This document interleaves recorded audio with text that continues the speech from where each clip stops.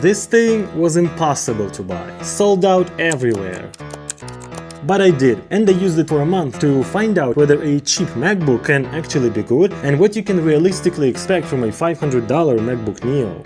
I think all of you want me to answer one question. Can the iPhone chip inside this MacBook actually survive a day-to-day workflow? Because this unit has only 8 gigs of memory and 256 gigs of storage. And that's not a lot. I went with the base model because that's what everyone's gonna be getting. That's what every school, every uni or every college will be buying for their students. And I do have experience with MacBooks with 8 GB of unified memory. Because my first ever MacBook was the M2 MacBook Air in the most bare-bones configuration possible. And I remember making videos on that thing. I remember the storage gate or the SSD being so slow that the Mac would cripple under the base loads. And I kind of feel like the history is repeating itself, because despite what most people say, 8 gigs of memory is not the biggest issue of this laptop. The storage is. And this problem, it cannot get fixed by getting more storage. It's rooted in the whole nature of this laptop, in the way it was designed. And just so that you have a point of reference, before switching to MacBook Neo, my daily driver was the 14-inch MacBook Pro that I bought almost 3 years ago. So all of the tasks I was planning to do on the Neo were on the creative side of things. Writing scripts, managing files, editing thumbnails, editing my videos, research, and so on and so forth. So I wanted to compare this to that, especially because the MacBook Pro started getting slow recently, like really slow.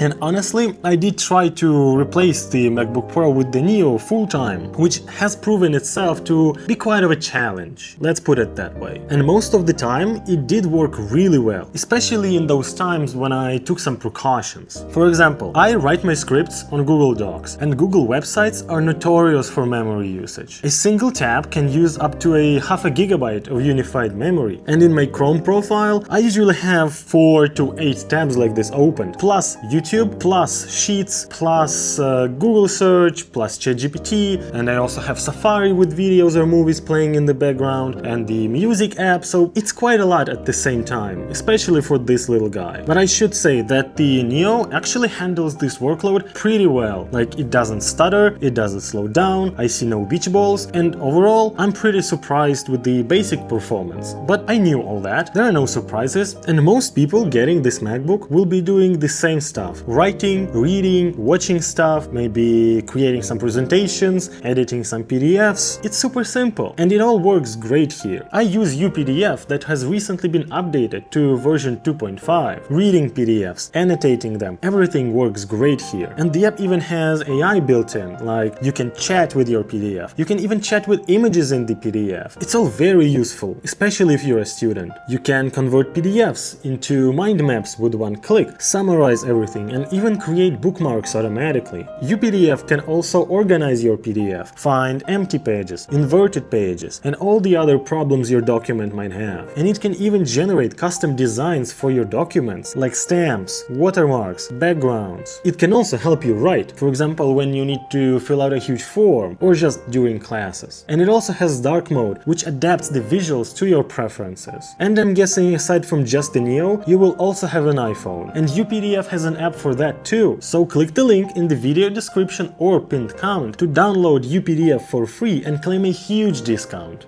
And you know, it's a wonderful feeling to unbox a new MacBook. You open up the box, you pull on the paper tab, rip the paper, and pull out a new piece of aluminum and glass that smells like possibilities. I remember the days when I could not afford a MacBook, so I had to use one of those cheap and shitty Windows laptops. And let me tell you, unboxing that was not fun. This Mac, it doesn't feel cheap. It feels very much premium from the moment you unbox it to the moment you start using it. And if I was the regular person on the street, I would say this MacBook costs like $1,000 or something. The only thing that I never liked about the design of this MacBook is the Apple logo. It's not glossy and it's somewhat like receded into the surface of the Mac, and it just feels cheap. So if you want people to know that you have a MacBook, I think you should buy one of those stickers. Personally, I would go for the old school rainbow one. Because colors. I like colorful stuff, I like how colorful this Mac is, and I like to make my stuff visually pleasing. I think you can see it in my videos and my thumbnails, which is the second thing I was planning to do on the Neo, creating my thumbnails. I rarely stack thumbnail tasks on top of the writing, and for my thumbnail design I use Photoshop. And we've all seen videos of people opening 50 Lightroom tabs and then exporting heavy photos, but that's not what a regular person buying this Mac would do. What people would do is open Photoshop, add about a dozen photos as different layers, maybe remove background, do some color grading, add some text, and call it a day. At best, you would have 5, maybe 10 tabs open in Photoshop, and MacBook Neo actually handles this also pretty well. Sometimes it can be slow and stuttery, but you barely notice that in a normal workload. Do I really miss having a notch on my Mac? No, not really. I believe the notch was always just an excuse for Apple to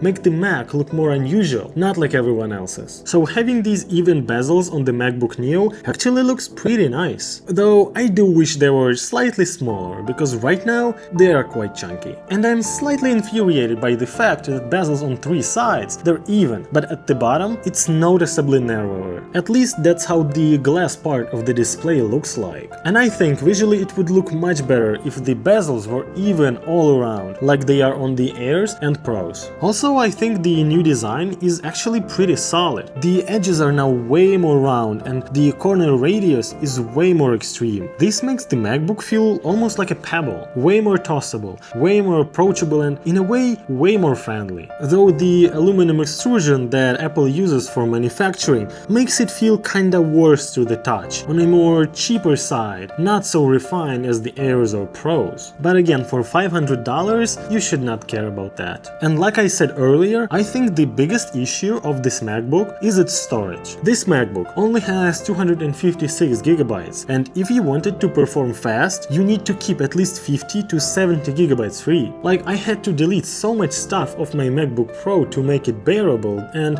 it has half a terabyte. This one has half that. It's like a buffer thing. The SSDs need to swap things around to work fast. And let's not forget that the macOS itself has a thing called swap, where the system uses your SSD to compensate for the lack of RAM. And I have seen MacBook Neo use up to 18 gigabytes of swap. And like I said, the problem with this storage, it cannot be solved by getting more storage. The motherboard here is so identical to the iPhone that it has only one slot for the memory chip, and the more memory chips you have, the higher speeds you get. So even if you upgrade to half a terabyte here, you will get exactly the same speed as on 256. So instead of paying $100 to double the storage, I would quadruple it with the external SSD like this. It costs like $100, and with this thing, keeping your Mac's internal SSD empty is not a problem. For example, I have my video files for editing there, I have my music there, I have my personal files there. So when I need to edit a video,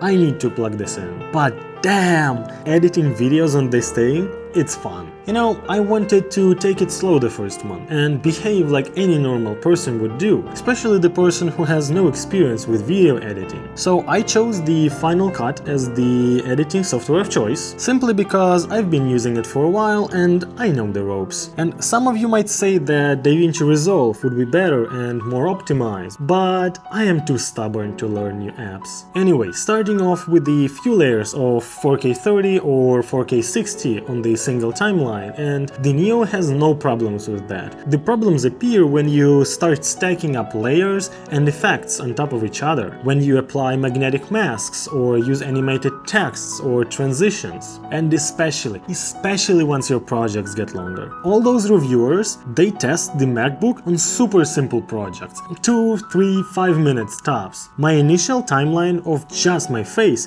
is over an hour almost every single time. After cutting it down to like 10 minutes, 12 minutes, I add my B-roll line, and with all that, it's easily an hour of different shots, all in 4K, all with different color grading, some with stabilizing. It's a lot, even for the MacBook Pro. It struggles sometimes, so I wasn't really expecting the Neo to perform. But it kinda surprised me. Now, before I tell you about that, you might wonder, what's the speaker quality? Such an arbitrary question, and I don't have the answer. I ask myself, and I don't have the answer. Idiot. Anyway, I think the speakers, they're pretty solid. They're worse than on the Air and on the Pro, but for 500 bucks, really good. I would say they are similar to iPad Airs. But again, everyone has AirPods now, so I really doubt you would be watching any movies without these. Though the placement of the headphone jack here is pretty fantastic, it just gives you a couple extra inches of cable. Anyway, if you really want to edit videos on this MacBook Neo, you will have to use proxies, because without them, the Mac will not survive for long. And here's the funny thing, the 20-watt power brick that comes in the box with this MacBook almost everywhere except Europe cannot charge the Mac while under load. So when you'll be exporting your video or rendering something, it will be actually losing charge while plugged in. It's like Apple on every stage is directly telling you how this MacBook is not supposed to be used. I do love the new design, and I love that there is no notch, but I absolutely hate the USB ports. And I don't know what kind of an idiot do you have to be to do this, because the furthest away port from you is the fast one. That's the one you're gonna use to plug your SSDs, plug your external monitor, and so on. But the closer one to you is the slow one, and you're gonna be using that one for charging. And this is such an idiotic design move, because everyone knows the port that's further away from you is supposed to be used for charging, and the one closer to you for peripherals. But no, on MacBook Neo it will be the opposite way. And the ports themselves, the slow one is USB 2, hello, 2005, and the fast one is the USB 3. I still need to do some more field testing, so I'll update you on that in my future videos. So subscribe to the channel to not miss them. And as you can see, my Mac is in this gorgeous citrus color, and it is so colorful, so vibrant and fresh. I just love this. I took this Mac to a couple cafes to work, and it's been getting stares. And a few people even approached me asking where did I get it painted. And the color itself, it can be green, it can be yellow, it can be orange. The color changes depending on the surroundings, unlike on this gray chunker right here. I think you might have noticed that my Neo doesn't have Touch ID. And you might ask, why didn't you pay 100 bucks to get Touch ID? It's so convenient. I just open up the lid and the Mac is unlocked. The reason for that is really simple. I have the Apple Watch, and with the Apple Watch I can set it to unlock the Mac. I don't even have to press a single button. And the same logic also works for Apple Pay and for filling in the passwords on website. When the laptop prompts you, you just need to double press the side button on the watch to authorize it. And there's also a fun thing that I noticed about this Mac that I never thought that would happen is I like to play golf online. Usually I play with my friends and the website is pretty basic. But sometimes the MacBook Neo just cannot handle it. The levels would not load properly, it would lag behind the other players, and it would just be slow and unresponsive. And I feel like the web performance is quite subpar, so I'm waiting for the update of the Safari to fix that. At this point it's been roughly a month since I've bought the MacBook Neo and tried to replace my MacBook Pro.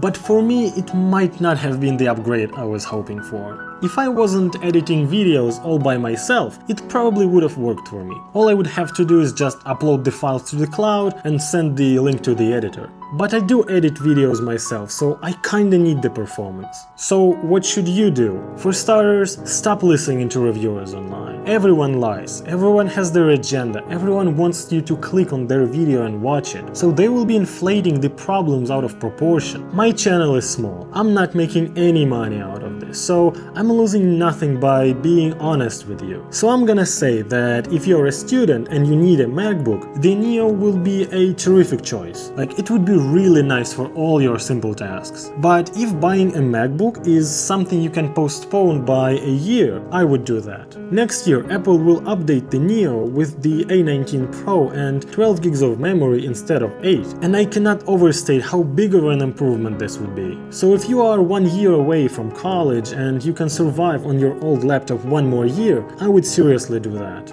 But $500 is not that much, so you can definitely buy the Neo now, use it for a year and sell it for like 70% of its original value. I'm gonna keep testing, I'm gonna keep using it, so thank you for watching and I'll see you in the next one.